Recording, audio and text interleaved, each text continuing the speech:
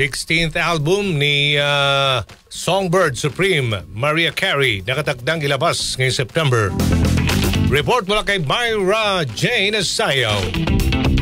The Songbird Supreme is back dahil nakatakdang ilabas ng American singer-songwriter na si Mariah Carey ang kanyang panibagong album ngayong September.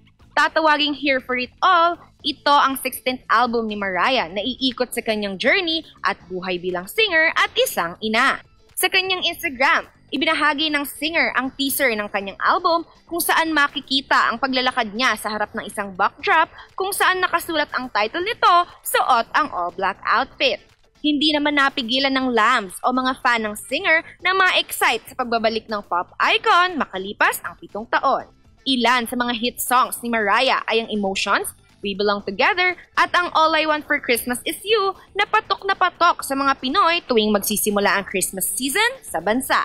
At iyan ang aking showbiz chika ngayong Miyerkules ng umaga. Ako si Myra Jane Sayaw, Tatak Armen.